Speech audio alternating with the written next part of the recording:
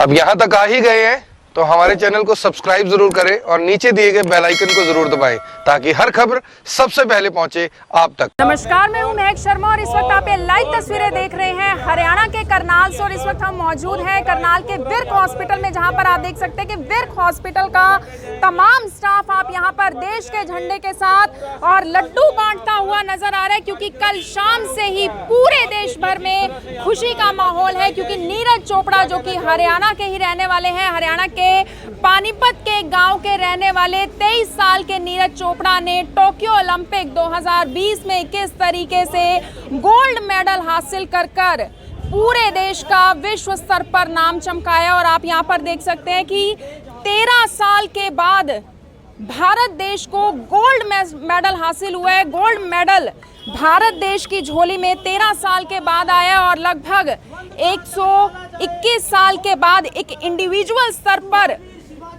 नीरज चोपड़ा ने gold medal हासिल किया। ये अपने आप में एक बड़ी काबिले तारीफ जीत है देश की। और पूरे देश में कल से ही किस तरीके से लड्डू मिठाई बांटकर नीरज चोपड़ा की जीत को मनाया जा रहा है, क्योंकि पूरे देश में इस वक्त खुशी का माहौल देखने को मिल रहा है। सर, क्या बताना चाहेंगे, कैसा आप महसूस कर रहे हैं, क्योंकि पूरा देश इस वक्त गर्व महसूस कर रहा है?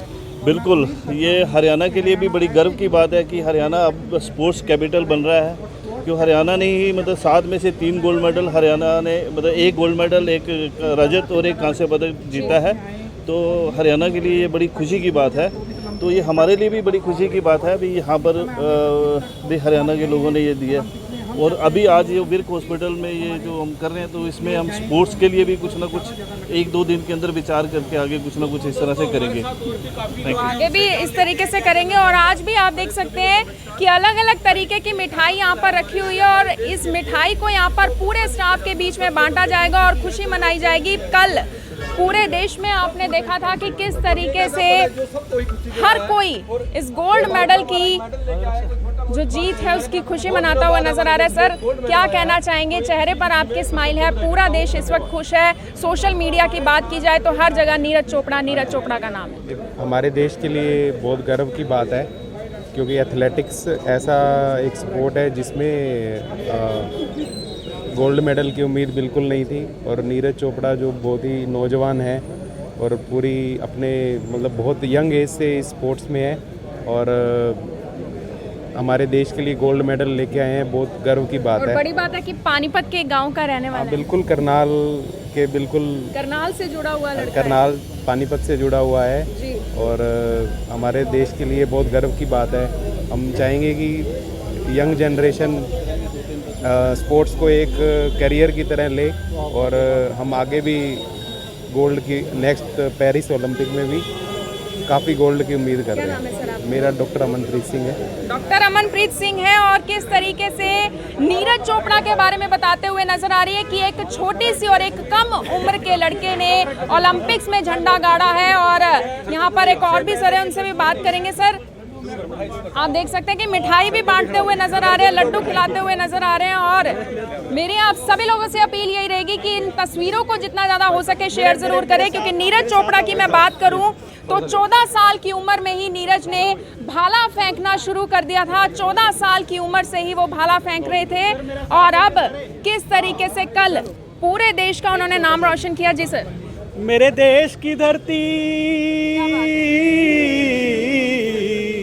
मेरे देश की धरती, सोना उगले उगले हीरे मोती। मेरे देश की धरती, मेरे देश की धरती, सोना उगले उगले हीरे मोती। मेरे देश की धरती, भारत माता की जय। क्या कहना चाहेंगे आज के दिन जब नीरज चोपड़ा ने ओलंपिक में गोल्ड मेडल हासिल किया है और 7वां मेडल जो देश के नाम आया वो गोल्ड आया? मैं दिल की गहराइयों से नीरज चोपड़ा जी का हार्दिक धन्यवाद करना चाहता हूं, क्योंकि नीरज चोपड़ा ने भाला फेंक में जो गोल्ड जीता है उसमें उन्होंने हमारी संस्कृति को दोबारा से जागृत किया है। क्योंकि ऐसा काम हमारे महापुरुष कर चुके हैं। अगर हम बात करें वीर शिवाजी की तो उनकी तलवार 133 किलो की थी। और महाराणा प्रताप की बात करें तो उनका जो भाला था 81 किलो का था, उनका कवच 73 किलो का था, और उनके पास जो 2 तलवारें थी वो 25-25 किलो की थी। कुल मिलाकर 208 किलो का वजन महाराणा प्रताप अपने साथ युद्ध में लेकर चलते थे। तो उसी विरासत को नीरज चोपड़ा ने आज जिंदा किया है। मैं सभी नौजवानों से, सभी देशभक्तों से यही निवेदन करना चाहूँगा कि अपने महापुरुषों को, अपने आदर्शों को सदा याद रखो, उनको अपने जीवन में बसाओ, तभी हम बुलंदियों को छू सकते हैं। बस इतना ही। इसके बाद मैं कहना चाहूँगा, भारत माता की, भारत माता की, वंदे वंदे, इंकलाब इंकलाब। तो सुरेश जी थे जिन्होंने अभी बहुत शानदार शब्दों में आपको कुछ लाइनें सुनाई थी। एक बार फिर से वो गुनगुनाएंगे सुरेश जी? आपने रोंगटे खड़े कर दिए थे अभी सुनाकर, वो क्या सुनाया था आपने, एक बार दोबारा सुनाइए। चलो एक बार मैं फिर सुनाना चाहूँगा। यूनान मिस्र रोम मिट गए जहाँ से, कुछ बात है कि हस्ती मिटती नहीं हमारी, कुछ बात है कि हस्ती मिटती नहीं हमारी। द्वंद्व कहाँ तक टाला जाए, मौन कहाँ तक पाला जाए, द्वंद्व कहाँ तक टाला जाए, मौन कहाँ तक पाला जाए। वीर शिवाजी का है तू वंशज, महाराणा प्रताप का है तू वंशज, फेंक जहाँ तक भाला जाए, फेंक जहाँ तक भाला जाए। ऐसा ही कारनामा नीरज चोपड़ा ने करके दिखाया है। इसी वजह से आज हमारा दिल गदगद हो गया है। हम नीरज चोपड़ा का तहे दिल से धन्यवाद करते हैं। भारत माता की, भारत माता की। मैं आपको बता दूं कि गोल्ड मेडल लेने के बाद बरसात पैसों की हो रही है, बरसात इनामों की हो रही है। 12 करोड़ रुपए का अभी तक नगद पुरस्कार की जो राशि है वो नीरज चोपड़ा के लिए घोषित हो चुकी है।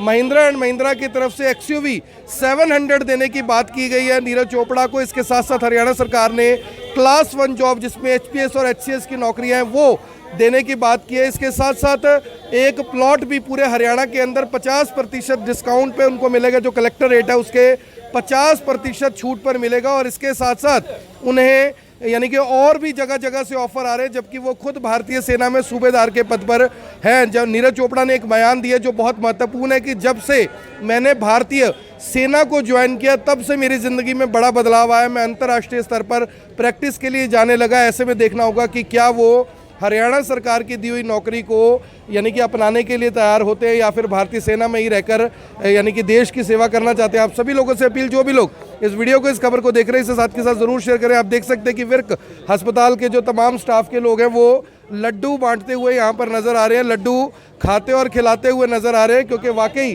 देश के लिए गर्व है, देश के लिए गर्व की बात है कि 13 साल बाद अभिनव बिंद्रा के बाद अगर कोई गोल्ड मेडल ला पाया तो वो नीरज चोपड़ा है। कहीं ना कहीं 13 साल बाद गोल्ड का जो सूखा है वो खत्म हो गया हरियाणा के अंदर। आप सभी से अपील, इस वीडियो को देखें भी, इसे शेयर भी करें। आप देख रहे हैं IVN24, मैं हूं आकर्षण रुपल करनाल से, आप सभी के साथ लाइव। धन्यवाद।